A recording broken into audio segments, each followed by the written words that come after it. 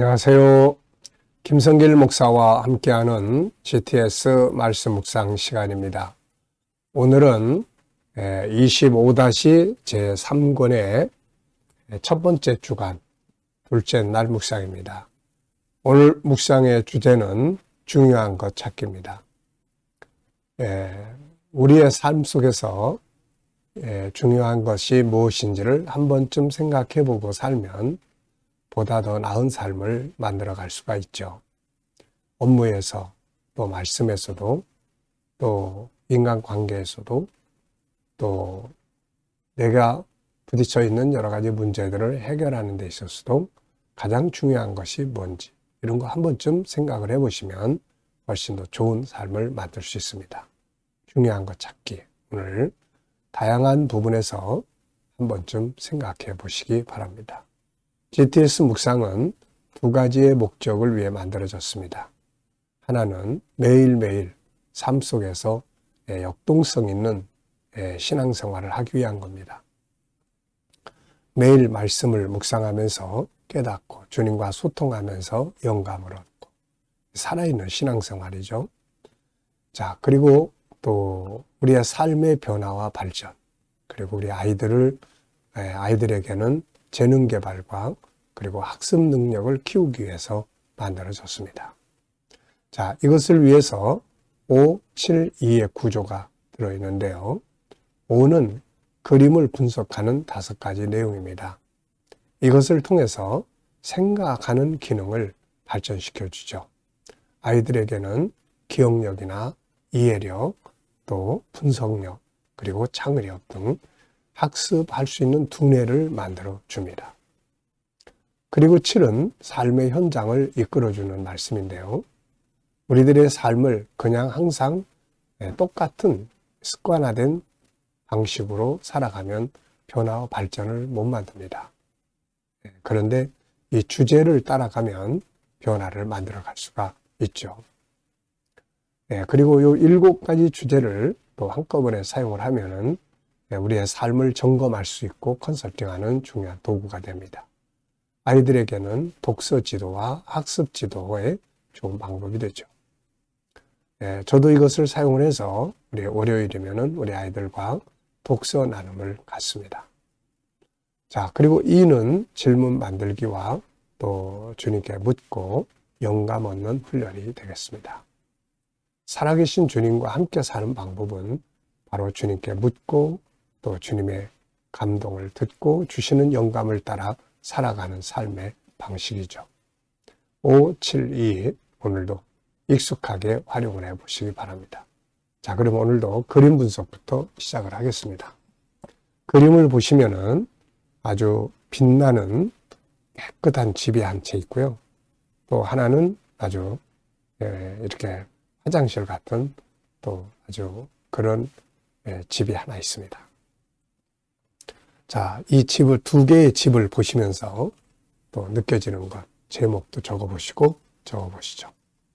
저는 제목을 보물집과 쓰레기집 이렇게 적어봤어요. 보물집과 쓰레기집. 의미는 인간은 본래 보물집으로 만들어졌습니다. 그런데 범죄한 이후 쓰레기집으로 바뀌어버렸죠.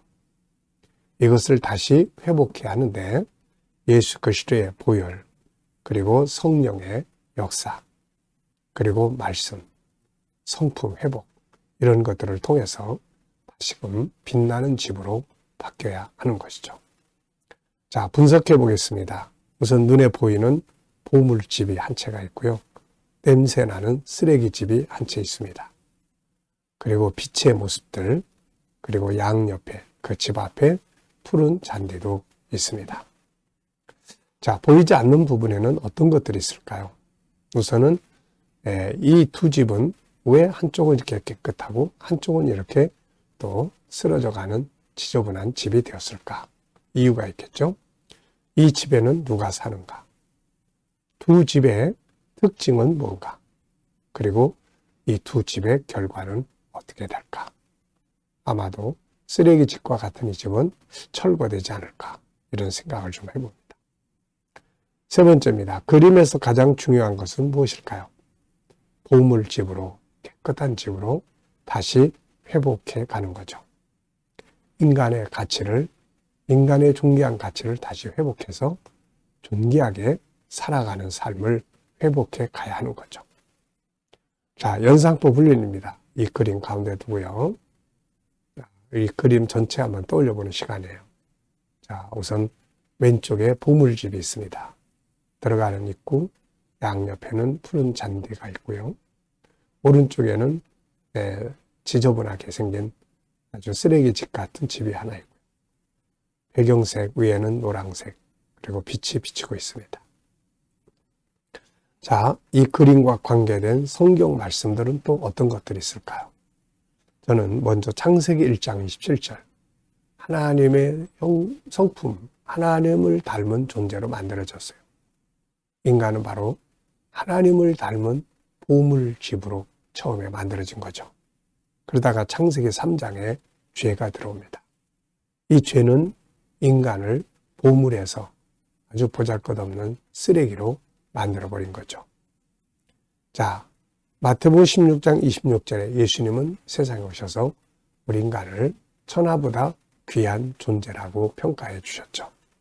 이사야 43장 1절에 너는 보배롭고 존귀한 자라고 하나님께서 말씀해 주시는 내용이 나타납니다. 보배롭고 존귀한 자. 신앙이라고 하는 것은 바로 이 존귀한 자기의 본질을 다시 찾아가는 것입니다. 이것을 하나님의 형상 회복이라고도 이야기를 하죠. 하나님이 우리를 존귀하게 만들어 놓으셨는데 세상의 잘못된 가치, 바로 쓰레기 같은 가치, 인간이 만들어놓은 인본주의의 가치가 우리를 더러운 집으로 만들어 놓고 가치 없는 존재로 만들어 놓은 거죠. 그래서 우리가 이것을 다시금 회복해 가는 것이 신앙생활이고 축복된 삶이고 행복한 삶입니다. 가정생활, 부부관계, 부모-자식관계, 모든 것은 내가 이 존귀한 가치를 회복해 갈 때 다 관계도 회복해지게 되는 거죠. 자, 상상력 키우기입니다. 이 그림 가운데 두고요. 앞에 어떤 그림이 있으면 좋을까요? 저는 창세기 1장 27절 빛나는 하나님의 형상대로 만들어진 인간의 모습을 그려볼 것 같고요. 그 다음에 다음 그림은 계시록 21장 7절 또 24절을 그려볼 것 같아요. 완성된 인간의 참모습이죠. 영원히 빛나는, 해와 같이 빛나는 인간의 모습, 나의 모습을 그려볼 것 같습니다. 미래를 어떻게 살고 싶은가요? 그렇다면 지금 무엇을 해야 될까요? 오늘도 미래 비전을 놓고 기도하시면서 지금부터 준비해야 될 것들은 뭔지 한번 생각을 해보시기 바랍니다.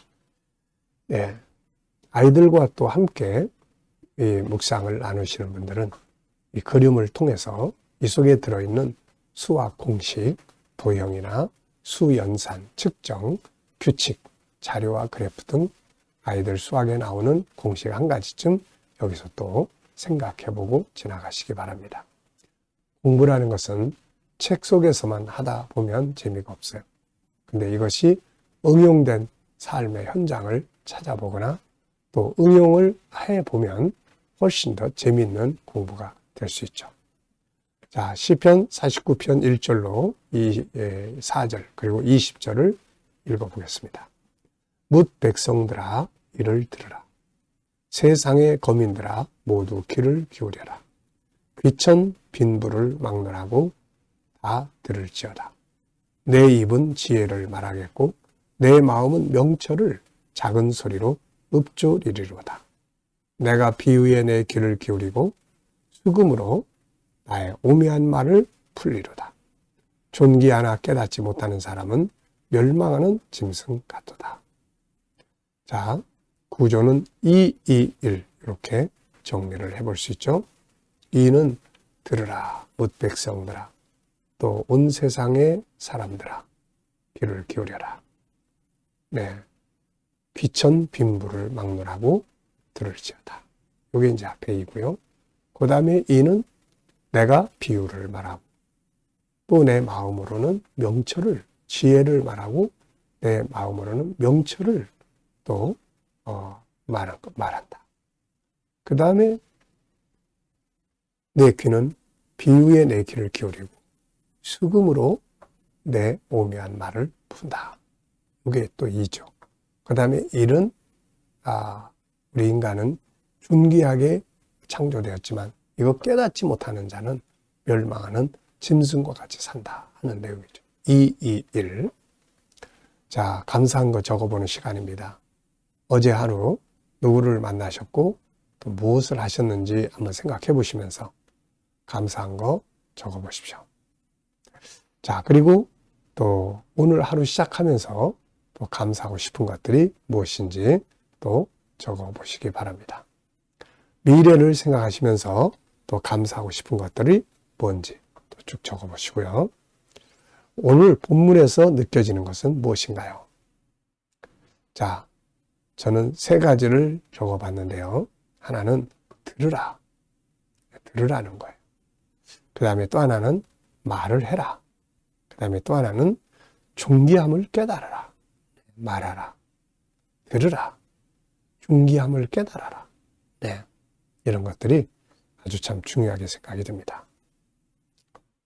참 인생의 전환점은 존귀한 나를 만나고 발견한 데서부터 시작을 합니다.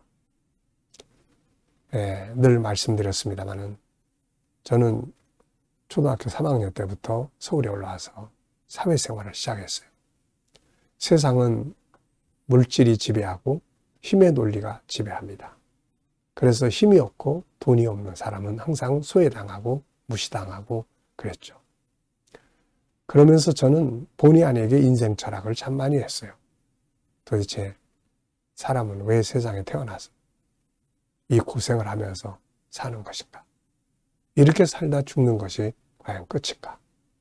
그렇다면 이런 삶을 계속 살아야 될 이유는 도대체 뭔가? 이런 질문들을 많이 하면서 세상에 이 절벽 같은 세상을 많이 경험을 했죠. 그러다가 어느 날 성경 속에 있는 참 나를 만나게 됩니다. 하나님을 닮은 나, 세상을 다스리라고 지음받은 나, 그리고 주님께서 자기 목숨 바쳐서 나를 살릴 만한 가치가 있는 나, 이걸 발견을 한 거예요. 이걸 발견하면서부터 제 인생에는 그야말로 터닝 포인트, 전환점이 만들어진 거죠. 난 그렇게 시시한 존재가 아니구나. 내 미래는 이렇구나. 나는 이렇게 해서 왔구나. 이 땅에 사는 이유는 이것이구나. 이런 것들을 발견하게 됐죠. 그래서 탄생한 책이 당신이 보물입니다. 이런 책이 탄생을 한 거죠. 이때부터 저는 결심한 게 있었어요. 하나님이 나를 이렇게 존귀하게 만드셨는데 내가 내 인생을 아무렇게나 살지 말자. 그래서 인생의 전환점이 왔어요. 그래서 이때부터 제가 강조한 것이 이겁니다. 우리가 이 세상에 와서 인생을 성공적으로 살려면 3가지를 만나야 된다. 첫째는 나를 보내신 분을 만나야 되고, 2번째는 그분이 이루고자 하시는 그분의 계획을 만나야 하고, 3번째는 참 나를 만나야 한다. 이 참 나를 만나야 나답게 살 수 있는 거거든요. 죄로 더럽혀진 가짜나 세상의 잘못된 인간의 가치에 이 찌들은 나의 이것은 나의 참 나가 아니거든요. 그래서 참 나를 발견을 해야 가치 있게 살아갈 수 있습니다. 자, 본문에서 가장 중요하다고 생각되는 건 뭔가요? 존귀한 자임을 발견하는 겁니다. 참 나를 발견하는 거죠. 3번째, 나의 삶의 한 영역에서 중요한 거 생각해 보게요. 업무나 관계, 공부, 일과 일생, 기타에서 주제 하나 찾아가지고 중요한 게 뭔가를 한번 생각해 보십시오. 저는 항상 2가지를 생각합니다. 하나는 제가 하는 업무예요. 제가 맡은 일. 이 일을 잘하기 위해서 중요한 것들은 뭘까요? 저는 먼저 열정을 가져야 되고, 2번째는 감사해야 하고, 3번째는 그 일의 전문가가 되는 겁니다. 전문가라는 것은 이론에 아주 능해야 하고, 그 다음엔 임상 경험이 많아야 하고, 그 다음에는 응용할 줄 아는 능력을 가져야 합니다. 그러면 전문가가 되는 거죠. 자, 그리고 비전입니다. 비전이 있어야 오늘의 일이 즐겁습니다. 비전이 없으면은 오늘의 일이 힘들죠. 네. 그래서 요 네 가지를 저는 업무에서 중요한 것이다. 이렇게 생각을 하고요. 제 일생에서 또 중요한 것들. 어제도 말씀드렸죠. 영성, 사명, 건강, 관계, 그 다음에 환경. 이런 것들이 바로 제 인생에서 아주 중요한 부분들이라고 생각을 합니다. 질문 만들기입니다. 질문을 많이 해야 변화와 발전을 만들 수 있어요. 질문이 없으면 변화와 발전이 없습니다. 왜, 무엇을, 어떻게, 만약 이런 용어들을 사용을 하면 좋은 질문이 탄생을 하죠. 자, 1절입니다. 뭇 백성들아 이를 들으며 세상의 거민들아 모두 귀를 기울여라. 자, 귀를 기울여서 들어야 할 것은 무엇인가? 무엇을 들어야 하는가? 세상적인 이야기만 자꾸 듣다 보면 절망감이 오게 되고 잘못된 정체성이 만들어져요. 근데 들어야 될 것이 있죠. 하나님 말씀에. 그래서 하나님의 말씀을 계속 들으면 내 정체성이 바뀌어집니다. 세상을 승리하는 능력을 얻게 되는 거죠. 그래서 말씀을 듣는 귀를 열어야 합니다. 두 번째 질문은 인간관계에 대한 질문인데요. 저는 인간관계를 잘하기 위해서는 어떻게 해야 되는가? 네. 저는 항상 세 가지를 이야기를 하죠. 첫째는 그 사람 구원하겠다고 하는 마음을 가져야 된다. 그러면 잘할 수 있어요. 그 다음에 대화법입니다. 대화법은 기술이에요. 그래서 그 사람과 좋은 관계를 갖는데 큰 도움이 됩니다. 그 다음에는 조금 손해보는 삶이에요. 그래야 하나님이 갚아줄 수 있잖아요. 자, 이 시간은 주님과 소통하는 시간입니다. 영감 얻는 시간이에요. 자, 눈 감으시고요. 오늘 본문 221 들으라. 나는 이렇게 말한다. 또 존귀함에 처하지만 깨닫지 못하면 멸망한 짐승 같다. 말씀 생각해 보고요. 7가지 주제 전체 생각하고 기억하고 스토리텔링하기, 중요한 것 찾기, 또 숨겨진 비밀 찾기, 하나님의 관점으로 보기, 그리고 관계 성공하기, 그리고 배우고 응용하기, 함께 나누기. 한번 쭉 생각해 보시고요. 그리고 나의 삶의 현장을 또 한번 생각을 해 보십시오. 오늘 나의 업무들, 만나야 할 사람들, 해결해야 할 문제들 한번 쭉 생각해 보시고요. 그리고 주님께 묻습니다. 주님, 오늘 이 일을 해야 되는데 어떤 자세로 하면 좋을까요? 오늘 이 문제를 해결해야 되는데 어떤 말씀을 붙들고 해야 할까요? 오늘 이 사람을 만나면 제가 무슨 말을 해야 될까요? 그리고 기다려보시면 지혜도 주시고 말씀도 떠오르고 또 감동과 또 확신도 얻게 됩니다. 이 영감을 가지고 살아야 내 생각보다 더 나은 삶을 살아가게 됩니다. 오늘도 이 영감을 가지고 행복한 하루 되시기 바랍니다. 기도하고 마치겠습니다. 주님 감사합니다. 오늘도 묵상으로 하루를 시작합니다. 묵상에 함께하는 모든 성도들, 모든 일꾼들의 가정, 직장, 사업장마다 은혜 베풀어 주시고 또 치료받는 교우들에게는 치유의 능력이 함께해 주시며 어려운 문제를 안고 기도하는 성도들에게는 감당할 힘과 합력하여 선을 이루는 결과가 있게 하여 주옵소서. 혼란한 이 나라를 속히 안정시켜 주시고 좋은 지도자가 세움받게 하여 주시며 또 거룩한 땅, 선교하는 나라가 되도록 발전하게 하여 주시옵소서.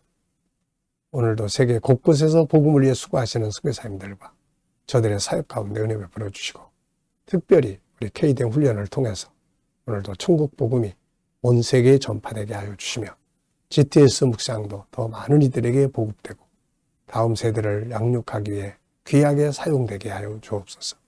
감사하며 예수님의 이름으로 기도하옵나이다.